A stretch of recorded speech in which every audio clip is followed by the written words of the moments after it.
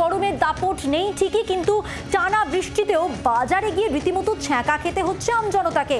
কলকাতা এবং সংলগ্ন এলাকার বাজার এখন গিয়ে দাঁড়ালেই সেখানে রীতিমতো হাত পুড়ে যাওয়ার মতো অবস্থা। লঙ্কা থেকে বেগুন, টমেটো থেকে ঢ্যাঁড়স, প্রায় সব সবজির দামই এক লাফে আকাশ ছুঁয়েছে।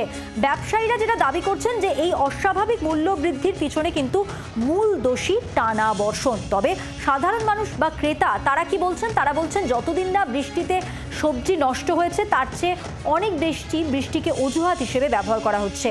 ঘটনায় ফের বাজারে টাস্ক ফোর্সের অভিযানের দাবি উঠছে। আরো বিস্তারিত জানবো, কোলে মার্কেট থেকে সরাসরি রয়েছেন আমাদের প্রতিনিধি অয়ন ঘোষাল। অয়ন, ব্যবসায়ীরা দাবি করছেন বৃষ্টির কারণে, টানা বর্ষণের কারণে মূল্য বৃদ্ধি, আর সাধারণ মানুষ বলছেন বৃষ্টিকে অজুহাত হিসেবে ধরা হচ্ছে। কি জানা যাচ্ছে এখনো পর্যন্ত?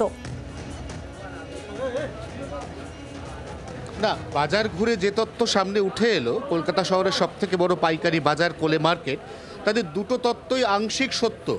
বৃষ্টিতে সবজির ক্ষতি হয়েছে এটাও অস্বীকার করার মতো নয়, আবার এই সুযোগকে কাজে লাগিয়ে বাজারে দামের ফাটকাবাজি চলছে তার প্রমাণ এই শিয়ালদা কোলে মার্কেটে হাতে নাতে শুধু আমরা নয়, দেখেছেন স্বয়ং রবীন্দ্রনাথ কোলে।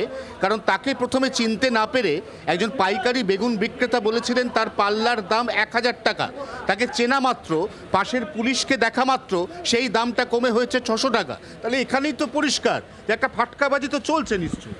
হ্যাঁ, এটা ওই দোকানদার যাকে আমরা অনেক বকাঝকা দিয়েছি, আমরা এটাও বলেছি যে এরকম করলে তোমাকে মুচিপাড়া থানায় তুলে নিয়ে যাবে, সেটা তোমার ভালো লাগবে না, এগুলো করো না। আমরা প্রচুর বকা দিয়েছি। যখন এই সব ক্রাইসিস হয় তখন এক শ্রেণীর মানুষ এই ধরনের আচরণ করে, সেইটা বন্ধ করার জন্যই আমাদের আজকে আসা এবং মুখ্যমন্ত্রীর নির্দেশ সেটাই, যাতে সাধারণ মানুষ বকাঝকা চাইছে না, তারা অ্যাকশন চাইছে। তাদের পকেট থেকে পয়সা যাচ্ছে তো। এই বাজারে আমরা 650 টাকা পাল্লা, তারপরে ওই 1000 টাকা যে বলেছে সে 650 বললো, 400 টাকাও দেখেছি, 250 টাকাও পাল্লা দেখেছি।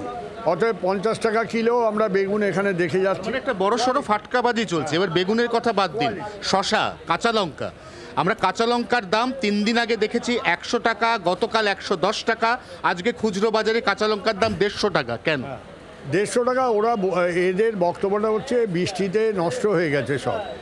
এত বৃষ্টি হয়েছে এবারে, সব ফুল ঝরে যাচ্ছে, নষ্ট হয়ে গেছে, যেটুকু আছে সেটা বেশি দামে বিক্রি করা, সেটার জন্যই আমাদের আজকের এই অভিযান।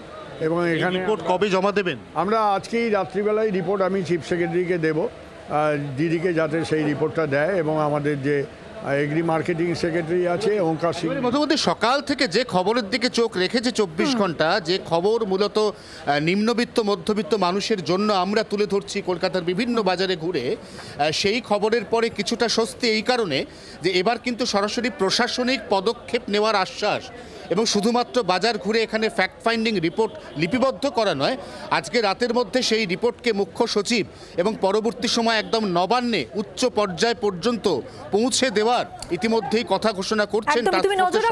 ধন্যবাদ। সরাসরি কথা বলছিলাম, আমাদের সঙ্গে ছিলেন আমাদের প্রতিনিধি অয়ন ঘোষাল। বাংলার আওয়াজ, বাঙালির আবেগ, জি 24 ঘন্টা।